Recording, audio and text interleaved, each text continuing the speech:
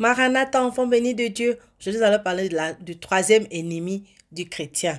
C'est le diable. Et pour Apocalypse chapitre 12, verset 17 nous dit: Furieux contre la femme, le dragon s'en alla faire la guerre au reste de sa descendance, à ceux qui respectent les commandements de Dieu et qui gardent le témoignage de Jésus.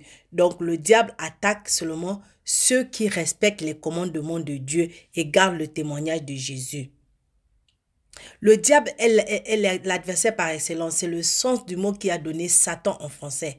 Même si l'interprétation de tous les détails de ce livre reste complexe, nous discernons dans les chapitres 12 et 13 de l'Apocalypse avec opposition entre ceux qui suivent Christ et le diable représenté par un dragon. Apocalypse 13 montre deux actions contre les chrétiens. La persécution dans Apocalypse chapitre 13 verset 11 à 17 ou la séduction dans Apocalypse chapitre 13 verset 1 à 10.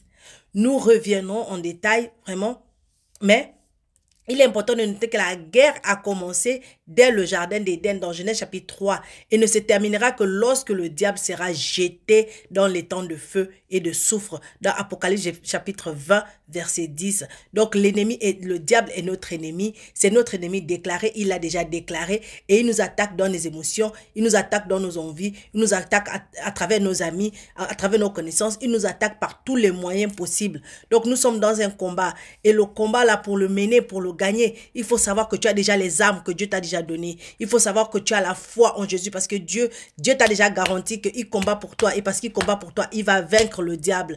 Dieu t'a déjà garanti qu'il t'a donné la force, il t'a donné l'autorité sur le diable. Aussi, il te dit que si ça te dépasse, remets ça entre ses mains, il s'occupera de ça.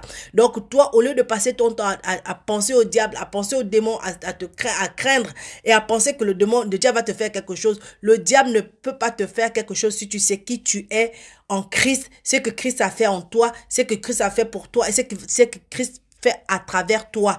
Quand tu connais ça, tu as cette position en Christ, rien ne va t'atteindre, le diable ne va rien te faire et le diable ne pourra jamais rien te faire. Tu es un enfant de Dieu. Tiens ferme dans la foi et tiens ferme dans la prière. Tu vaincras parce que Dieu combat pour toi. Shalom.